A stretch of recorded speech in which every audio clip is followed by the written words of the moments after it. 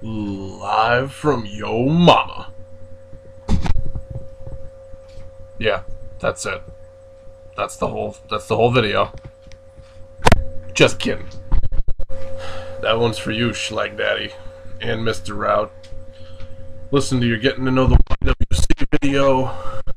Just got done with the TNA Against All Odds pay-per-view. This is me, your host Johnny, here live from my girlfriend's bedroom, and we're gonna give you a little rundown of TNA Against All Odds tonight. Me with my Gilbert-looking ass. So, before I get into all that, there's this big announcement I have to make. Is that yesterday was my girlfriend's and mine 3-month anniversary. It's been going really well. Valentine's Day is in 2 days.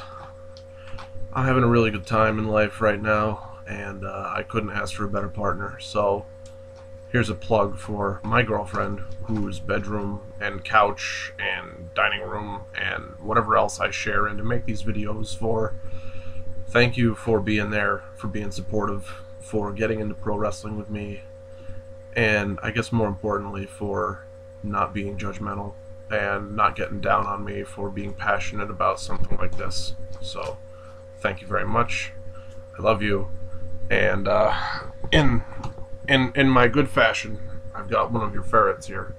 I believe this is Mr. Bumps. And in honor of you, Steffi Sunshine, I am going to execute on him a vertical suplex. Are you ready? You ready to do that? Yeah. By the way, I don't endorse any animal cruelty. He is a trained professional. Look at his face. Tell me that's not a trained professional. Here we go. Ready? Mr. Bumps. Mr. Bumps. Do the high spot. Suplex. Oh, God. Ah. He just hit me with a foreign object. Oh, you're back for more? Against All Odds. In all seriousness, TNA pay-per-view. Talk about it a little bit here. I'll get this camera situated. Can you not crawl on me right now? We're recording. We're live. It's New York. I had a lot of hope going into this pay-per-view for it to be very, very good. Maybe I, got myself overexcited. That happens sometimes. As fans, we're critical a lot of the time. Yeah.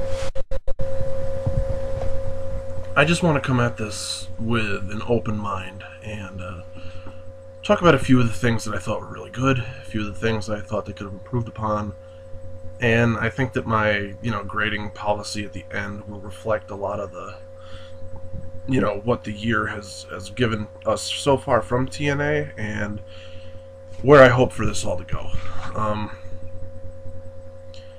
If you don't follow a couple of people on Facebook right now, I think that you should. And that's Mike Route, the Routers Club. If you're in the YWC, if you're on Facebook, go ask to be in this group. It's the Routers. If you're not a friend of the Off the Ropes show, go check them out. Do it, because there's a lot of conversations that I have, between my own channel and them, and a lot of the references that I have in these videos are, they're linked to that. So I think it'd be very important to understanding where I'm coming from and a mindset as a fan. Also, if you're not a fan of Dreamboy899, you need to go check him out. He and I talk all the time, do audios, just have conversations.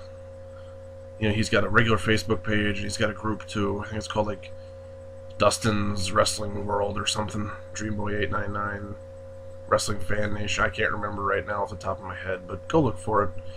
I'm sure you can find it from his page. And finally, the British Fist. These two dudes, they are going along. They're getting subscribers, up in the thousands right now. They just hit 1,000, I believe, a few weeks ago. I'm really not sure about that anymore. It's going to be kind of late here, but it's a really good channel. And in the British Fist universe on Facebook, we have open discussions usually every Raw, every SmackDown, every TNA. And tonight was no exception to that. It was a little bit quieter. I guess that's because the Grammys weren't on, but whatever. Go check out those channels. Also, another channel you should check out is the Nature Girl 30. That's here on YouTube. On Facebook, I believe it's just called the Wrestling Fan Nation. Correct me if I'm wrong. We talk to her all the time here. You know, the rest of the people I mentioned and her all having conversation together, and that's kind of the goal here, right? So before I, plug anybody else and kiss more ass, I should get to the whole point of doing the video. Again, I went into this, kind of psyching myself up a lot because I've really liked where TNA has gone this year in particular, and off the coattails of last year, I see them really growing as a company. Now, the only thing I guess I could say is that they've still got a lot of rethinking to do, and they still have a lot of ability to grow. I'm not going to mark out for them and be like, TNA is the best thing since sliced bread right now, but in terms of delivering a lot of what the WWE is missing, I think that TNA is capitalizing on that. One of the things I think they're doing right is the women's division. Now, even though, let's say that the Go Home show on Impact didn't really feature, Gail Kim and Tara as much as I would have liked to have seen, and instead focused on Mickie James and Velvet Sky, I still think that it's important that they put the women's division out there, those competitors, because they deserve to be on television. They deserve to be, having main event spots, defending that title, and having it mean something, rather than just go out there in a 60-second match, get a quick roll-up for a victory, or hit a finisher while somebody's distracted kind of shit, like we're seeing with all of the Beth Phoenix title, defenses so far. When WWE decides they want to make like an 8 women's tag match at their Royal Rumble pay-per-view with no announcement, that's not really what I'm into. I'm into building up feuds, and like some surprises are okay if they're done right, but if you're gonna have like a fucking 7-minute wrestling match with the women's division and it just doesn't really prove anything or stem off a rivalry from there, it's kind of worthless to have it. So I like what TNA is doing with their women's division, how they make it seem more important, how they feature it higher up the card normally than the WWE does. I think it just shows they have more respect. Speaking of other things that TNA will offer us as opposed to WWE, right now we have an interesting feud for the tag titles in TNA between Magnus, Samoa Joe, and Matt Morgan Crimson.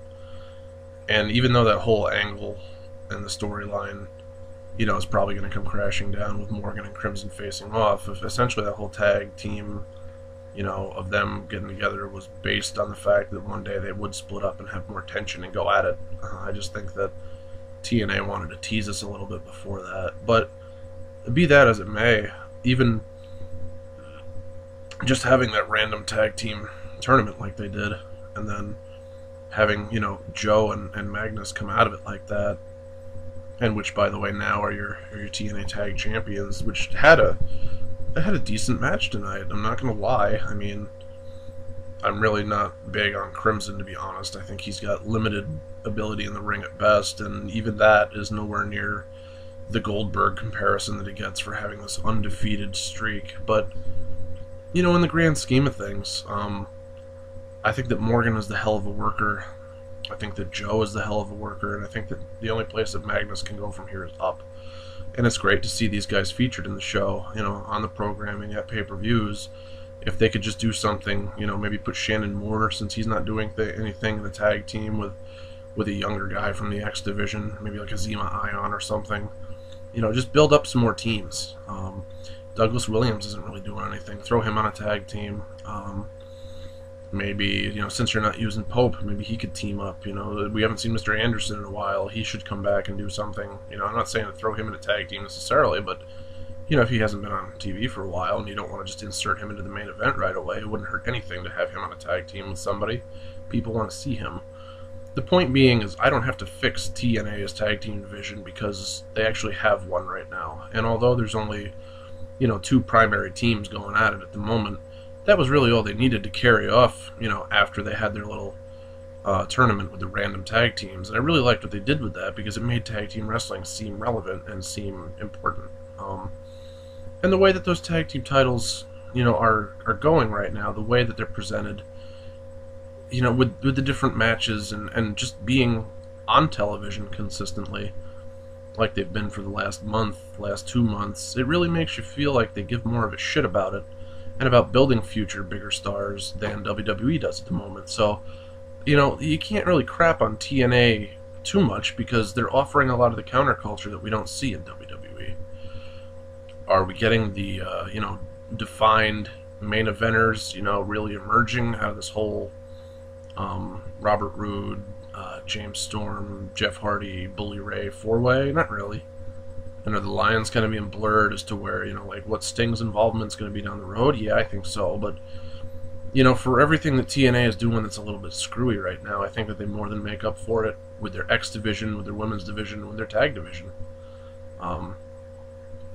So I'm going to just start off with what I remember from the show. I didn't write any notes. I never take notes. The only time you'll see me read off from like a predetermined list is if I do a Q&A video and I have, like 30 questions or something I have to answer, because I like to take a lot of time and, think about these things before I get on the camera with the Q&As. But I haven't had a Q&A for like 4 months or something, so I mean, I really don't get questions that often. I'd like to get more, but that's for a whole different time. So when I do this shit, it's off of memory, it's off of what was exciting to me, and it's essentially off of, where I think the storylines will go and what kind of feuds will develop over and over again from this, progress. It's a big thing in professional wrestling to move forward and not stay in the past. I liked how they opened up with the #1 contenders match for the X Division title. Although I thought it ended rather abruptly. I'm rather certain that Sorensen going to the hospital was legit tonight. I was considering that in the back of my mind for a little while, but then I posted on the British Fists wall, and then they had all the replays after the match essentially, and Ion's knees hit him pretty good, square in the fucking head. So if he's got some kind of concussion and he's going to be out for a month or two, I would totally understand it, because that looked fucking painful after I saw it like 3-4 times. They weren't shy about showing the different camera angles either, which was, normally they don't do that with injuries, unless it's like trying to build up later for some big storyline, so who the hell knows. But I thought that it had the energy, that it needed to open the show. Would I've liked to have seen it go longer? Yes. But did I think the right guy won? Of course. Zema Ion is somebody that...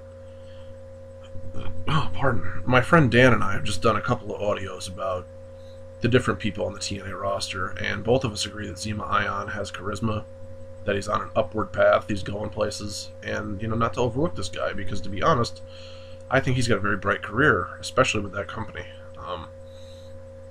As young as he is, and honestly as good as I think that he is, there's no reason by the end of the year he shouldn't, be in the running again for a X Division championship. And over the next 3 years, I think he'll be a multiple-time title holder for them. So this was the right way to open up the pay-per-view. I'm kind of sick of pay-per-views from WWE where they open up with like a fucking U.S. title match or a world title match, or like something that you really wouldn't expect. I thought that the Royal Rumble should have opened up with Kane and Cena, because there wasn't a title on the line, and I don't know, like, that's a story for another time, but it just felt very unimpressive to me. And with the card structure tonight with TNA, the only real beef I have with it is that the Garrett Bischoff thing with Hulk Hogan was the match before the main event. I thought that the whole other, structure of the card was really good. I thought it made the main event feel even more special. I liked that they didn't do the TV title the first thing off the bat, especially since that was unannounced. And as much as I would have preferred somebody like a Pope to come out to wrestle Robbie E for the television title, I mean, I could see what they were doing to try to spice it up a little bit, because they didn't have a program for this guy beforehand. And the only thing I would have changed, obviously, was to build a program for the TV title. It's the TV title. It needs to be featured on TV regularly. It needs to get on pay-per-views. It's been a while since it's been defended. And to be honest, Robbie E isn't a very strong, champion for that in my recollection. I don't really like him. It's not a surprise. I didn't like him when he was in the X Division holding the belt. I didn't like his matches against I don't even remember who the hell he faced at this point. Maybe it was like a Kazarian, maybe it was like a Jay Lethal. But I thought he was just awful. I don't think, like his personality or his flair or his charisma really isn't there. He doesn't really draw the heat that he thinks he does. I don't understand why TNA is putting a lot of the effort behind him like they are. Keeping a belt around him, maybe it's like safe, like it's not going to go anywhere, but that title should be, more like an Intercontinental title. That should be your mid-card, awesome, people that are workhorses are going to go further in that company. Not just stale characters like a Jersey Shore guy with a fucking big ripped bodyguard guy like Robbie T to, do your fucking dirty work for you. And as much as I think it was the right decision not to have Shannon Moore come back from, not being around for a while, I would have liked to see a title change to get that off of Robbie E tonight. But whatever. I mean, was it a good match? I'm not gonna bitch. I hate outsider interference sometimes with these things, and the writing was just on the wall, especially with this Robbie E, Robbie T pairing. It just seems like two guys that really either could be cut for dead weight on the roster or, team them up and do something else with them and maybe not so much, have them be a tag team, have them go after the titles or something. You've got two guys like that have been working together for a while. Why not pair them together? I don't know. Put Robbie T back in the ring. I mean, I know he's bad, but maybe he could get better. Who the fuck knows?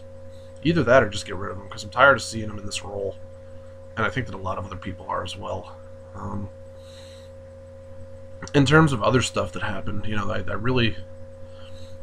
I was a fan of the tag match doing what it did, and that's to pit Crimson and Morgan in some heat with each other. The whole thing where Crimson speared Morgan, and then Samoa Joe and Magnus were able to pull off their double team snapmare takeover and elbow drop for the win, and to get the titles off of those guys and onto a fresh new team that I think that can have a good program with them for a few months. That's important. You want to build things like that. You want to make people on your roster relevant. Well, Morgan and Crimson can face off with each other and still be relevant. They don't have to have those tag titles. And people like Joe and Magnus can take comers for a while and then maybe drop the belts to when the Motor City Machine Guns reunite. That would be a very good idea. And I think that would create a lot more interest in the tag division itself, because if there's another new team that comes out to feud with Joe and Magnus, that'll just end up getting more people on TV more consistently. A lot of people give Vince Russo shit, and he pretty much deserves all of it. But one thing that Russo did right was to invent feuds and get people on television. So that, I think is going to be the true test of whether this Pritchard run is going to be well received and worth all the hype. I don't think he's doing a bad job so far, to be honest, but I would like to see more people in feuds. I'd like to see Pope back on television in a feud. I would like to see Mr. Anderson back, on television in a feud. But, I think Pritchard is getting it right so far with what he's doing, so don't shit on him too much, okay? Okay. There is a ferret in the mattress. Yes, that's happening. I don't know how it happened, but it's happening. The women's the women's title match tonight I thought could have gone a lot longer. I did like what I saw, but I don't think that Tara should have had to job out to Gail Kim like that. I thought they had at least 4 or 5 more good minutes in them for that match. It was getting pretty good response. Everybody likes Tara. It's hard not to. She's really done a lot, in women's wrestling so far for her career.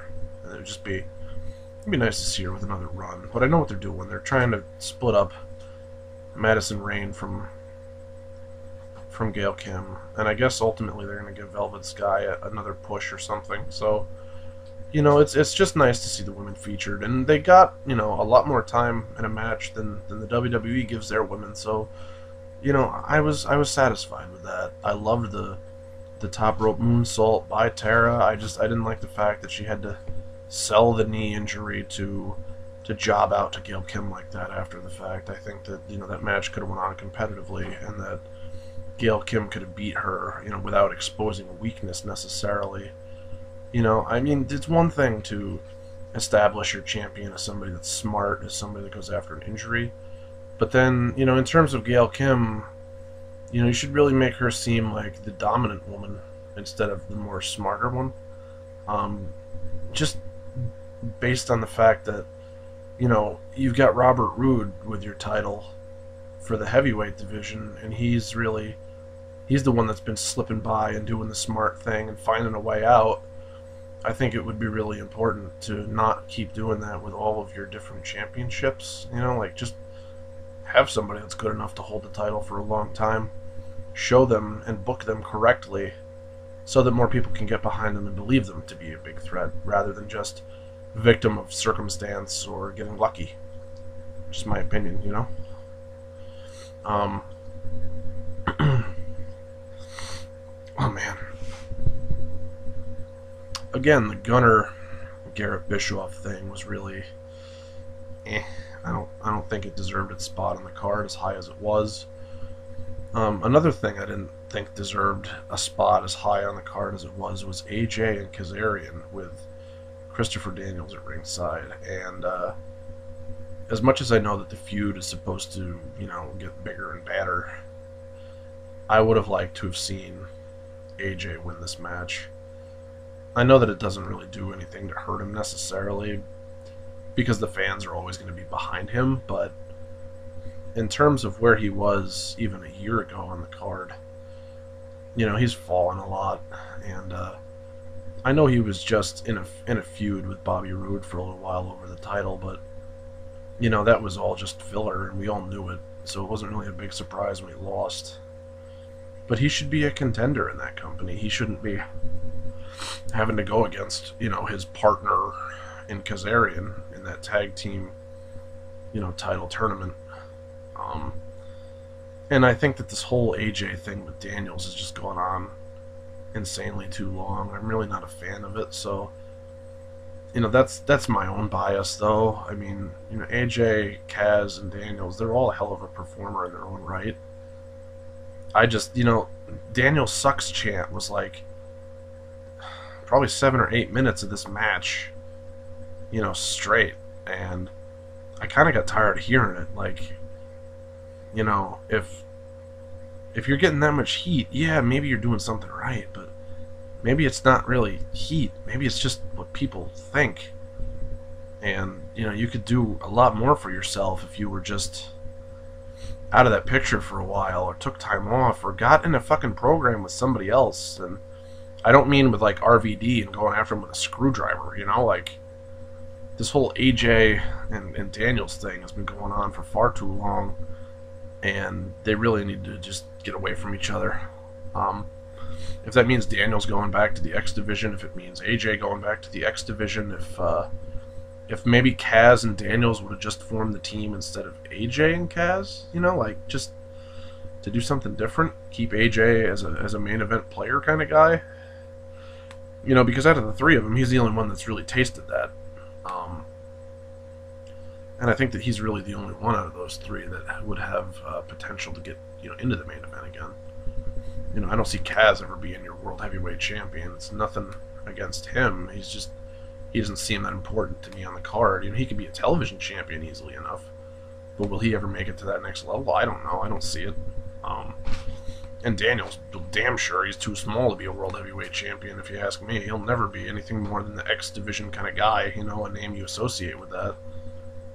He's talented as fuck, but I just get sick of the whole same old shit that they're doing with him, you know? Him and AJ have literally been having a back and forth feud for like a year, if you think about it.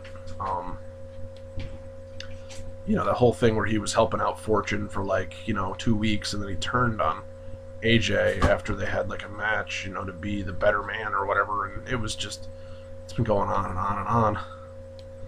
So, yeah. And I don't know. This is kind of going on. Sounds like rambling at this point, but you know, for all the things that I'm picking it apart for tonight, TNA delivered a pretty exciting wrestling show to me. The main event I thought was, you know, had a screwy finish. I know that this kind of had to happen to, you know, continue the controversy between Sting and between Bobby Roode. This is Pepper, everybody. Say hello, Pepper. Hello. Oh, hi. I'm Peps. and I get the back body drop. So, you know, just throwing it out there, but can Bobby Roode ever just get a clean fucking victory and not have to be in the middle of this instigation? Especially with a veteran like Sting. Like, I don't see why Sting has to get involved in this big title picture as much as he's been. If you need him on camera, have him just be the GM. He doesn't need to also be the special enforcer at ringside, especially if he's not going to count for Bully Ray. Because that was stupid. He should have gotten in the ring and at least counted 2 and had the guy kick out. That would have been the right thing to do. But then it just creates confusing booking when Sting's the only guy left out there to count after Hardy gets smacked with a title belt. You know, it's really, to me, that's a weak finish on something that could have been done a lot stronger. You know, Sting wasn't going to count originally. He shouldn't have been out there. The whole point in having a special enforcer is that when the ref goes down, you step up to the plate. And it was very reminiscent of the John Laurinaitis shit that they did at the Royal Rumble. I almost feel like I was watching that again. And, you know, Sting, you're a lot better off than a John Laurinaitis, so you don't need to be compared to him like this. It just, I don't know who's pulling the strings there in TNA and making these decisions, but something's got to happen to where, you know, Bobby Roode can either get a clean victory or Sting doesn't have to be involved in the fucking match to get it over. You know, like, those 4 guys could have had a hell of a match, but I felt like the ending kind of fell a little flat because you had to overbook it like this, and I think that hurt it for me more than it did make it enjoyable. Now, granted, you know, there were periods of time in this match when it was fucking awesome, like when they had the double, you know, top rope fucking superplex and Bully Ray kind of grabbed the other 2, Hardy and Storm, you know, at the same time and threw him off the ropes. Like, that was good. That was a really awesome move, and the crowd was really into it, but just, fuck my life. The best match, I think, of the night was the X Division title match. And, it went, they had enough time. This is Plum, everybody. Say hi, Plum. I'm Plum, and it rhymes with dumb, so now I get chokeslammed. The X Division title match with Austin Aries against, who the hell was he against? Why am I drawing about Alex Shelley? Holy fuck. I really was looking forward to this match all month, you know, since they started the build for it. I don't remember why I couldn't remember Alex Shelley's name just now. I feel like a jackass. So I really thought that what they did in the ring with the near falls and getting so many near falls, you know, 2 count, 2 count, 2 count, can't get it done. You know, the high energy that it had, this really stole the show. And to me, it really shows that, you know, TNA is offering something that WWE is not, because, you know, the X Division title, granted, it's like a cruiserweight kind of title, but to me it almost seems like the TV title is a fucking joke, and the X Division title is where it's at. And if you were to equivalent that to anything, I think it would be that, you know, essentially right now, with the way Daniel Bryan was booked, the World Heavyweight Championship has been a fucking joke, you know, since he got it. And the Intercontinental title with Cody Rhodes has been worth a lot more over the course of last year, comparatively. I kind of feel like that's what they're doing, because Cody Rhodes has gone out there and had awesome fucking matches whenever he's been involved in shit, you know, and it's the same way with Austin Aries, A-Double, the greatest man that's ever lived. You know, he's capable of putting on such a good show, and when I saw him live, you know, my friend Dan and I, we went up there, and he was so over with the crowd. You know, he got more fucking chants than Sorensen and Kid Cash combined when we were there. And that was back in December, you know, December the 29th. He hasn't lost any popularity, and I think soon they're just going to have to turn him babyface so that people can cheer him, because you're running out of good guys to throw him against, and you need to throw him against a bad guy, you know, so he can seem that much more important. When he finally does relinquish the title, which should be, you know, on his own time. I don't think that they should make him drop the title to anyone. I think when he decides he doesn't want to do that anymore and wants to step up his game, that he should be able to drop it to whomever he chooses. You know, I'd like to see a him versus AJ kind of match. just to see where we are, or have like a John Morrison come in and face off against him. That would be cool too. I don't think Shelley's the guy to beat him personally. I don't think that Shelley, as good as he is a big enough name to defeat an Austin Aries right now. And granted, in professional wrestling, you get to you know, you're only as big as who you're associated with. I think that Alex Shelley being on the tag team Motor City Machine Guns, that would do a lot more for the company than having him have an X Division title run. It's just my thoughts. It was a great match, though. It really, not to be very cliche or anything, but it reminded me, it had shades of, you know, the epic confrontation that Malenko and Jericho had in '98 at Slamboree. I think that was the right pay-per-view. It also reminded me, with all of the near falls and all of the great performance that we got out of them, it had shades of WrestleMania 3 with Savage and Steamboat, to be honest. I really remember just, like, with the near falls, I was so into it, you know, and my girlfriend right there, Steffi, was right next to me, and she could see me, like, with the headphones in, streaming the pay-per-view, and I'm like, get him! You know, she's trying to do her psychology homework or whatever, and, but it was cool. I mean, like, I really invested me in the product tonight, and I think that match alone really raises the grade up, you know, a full letter and a half, to be honest, because it really stole the show to me. When it comes time to grade this pay-per-view, there's a few things that really kind of bring it down that I think need to be worked out. The amount of outside interference and overbooking that you're going to do, especially for the title match, after everything else was, you know, kind of solid. You know, you didn't even have the outside interference like I thought was going to happen in the Hogan and Bischoff match. All Bischoff really did was slap his kid, and then Hogan punched out Eric. You know, but then Garrett, like, feigned a neck injury or some shit, and Hogan was going to throw in the towel, but didn't. You know, he tried to let the kid have his due. And then Gunner actually won the match, which I didn't think was going to happen either. So, I mean, that was kind of surprising, but it felt a little wonky at first, but I can see why they did it. And, you know, I'm kind of happy with it, because somebody like Garrett Bischoff doesn't need to go out there full steams ahead. You know, he really needs to improve in the ring. And if Hulk Hogan's going to be in his corner, you know, this should have been something that was led up to a little bit better. You know, not just out of the gates like this. I don't believe in my mind that Garrett Bischoff is the future of that company. I haven't seen anything out of him to indicate that. So why would Hulk Hogan come out and tell us that? If anything, I think that more of the fucking focus was on the fact that Hogan was at ringside. They didn't give a shit who was in the ring. It was important for Gunner to have this victory because, you know, if they want to do something with him, why would you job him out to a Garrett Bischoff? That kind of pisses me off that they even did that in the first place. You know, find somebody else to do that shit. The other thing that they've been talking about lately on TNA, and I know that this video is going a pretty long time, so thanks for staying with me. I hope I've been entertaining. They talk about Bully Ray being part of Immortal on fucking Thursday for Impact, and that group has been dead for, like, I don't know, since since Hogan, you know, went his own way and did his own thing. So fuck it, like, why even bring it up? He's been the muscle for Immortal. Ric Flair and Gunner were the only two that stayed together after that. Like, fuck that. It's not even a group anymore. It's not even an active faction. Don't even bring it up anymore. Like, it's still together. You know, reflect that, you know, he used to be. You know, like, use that terminology. Like, you know, when Immortal was together, he was really like the dominant go-to guy. But don't say that he's still Immortal's Bully Ray. That's stupid.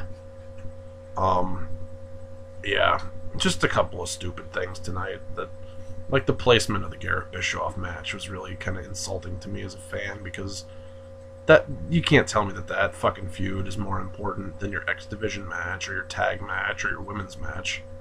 You know, for the titles. Like, that should be on a fucking plane all itself. All the titles should come one after another, I think. Unless it was purposely like that to keep our fucking interest, but I don't know. I just feel like the titles should get more prestige than, you know, something that Hogan is involved in. It's just my idea. Final grade. You know, this is where it gets gray area for me, because there was a lot that I thought they did right, a lot that I thought that was up in the air. I'm not going to be terribly, terribly hard on it altogether when you know, count everything and do the tallying for me, I found it to be a decent pay-per-view. I found it to be solid again. You know, do I think it's an A show? Not at all. But, you know, do I think this is like a D or like a fail? No, hardly. You know, I want to give this like a C plus, like really, really, really on the verge of a B minus, like right on that fine fucking line. You know, there was so many good things about that X Division match that really did it for me. And there was, you know, if you bought this pay-per-view, I feel like maybe, you know, you have a right to be pissed at the main event. You have a right to be pissed at the amount of filler they used, at the video packages and shit, but, I mean, all in all, like, I think you would have thought you got some of your money's worth out of it. You wouldn't have thought it was a total waste, so, you know, I think it delivered enough. Like, I streamed it just because I'm a poor college kid, but normally my friend Dan and I would pay for stuff like this, and tonight I really wouldn't have been too upset, especially when you consider that, you know, TNA's pay-per-views are normally a lot more reasonable than WWE's shit anyway, so, yeah, high C plus for me. I thought that they did enough shit right to offset the things that were screwy. So that's been me for about the last 40 minutes of your life, and if you want that back, you know, please leave a comment below and tell me how to improve my show in order to make you feel more valued as a watcher. Live from My Mother's Basement t-shirts might be coming out this year, so, you know, don't disregard that. I might actually do that. As for now, you know, I'm just gonna... I don't have the awesome outro skills of one NJ from the British Fist, and I don't really have a closing line like Off the Rope Show because, you know, since Night of Champions 2010, I have been making videos, but I don't have 3,000 to 4,000 subscribers that tune in regularly, and I don't know.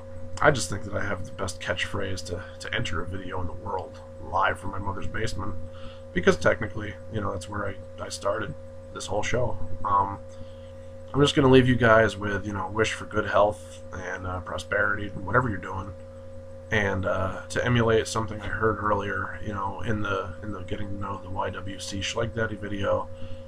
Don't let anybody ever make you feel like it's not worth it to be a wrestling fan, because I've been a fan for 25 years now, and, you know, it's been wonderful for me. It's been something that, you know, in the last 2 years I've been able to share with more people than I ever have before, especially in a time where I feel like wrestling is in a little bit of a down period.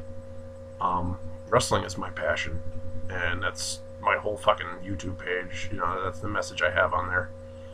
And I think that Schleg Daddy said it best, that if you can show people out there that, you know, you are a wrestling fan and you're passionate about it, that they'll be a lot more respectful to you for it. So that's me. Just, you know, keep your heads up. You know, let's look out for what TNA wants to do next. I think that, you know, they only have forward mobility. They only have the ability to move up. And I'd really like to see them come and be some sort of competition for WWE within the next year or two. I think they have the talent to do it. Go ahead and check out my audios that I did with my friend Dan, you know, about the talent on the roster. And I guess just good night, everybody. Take care. Spike your hair if you haven't.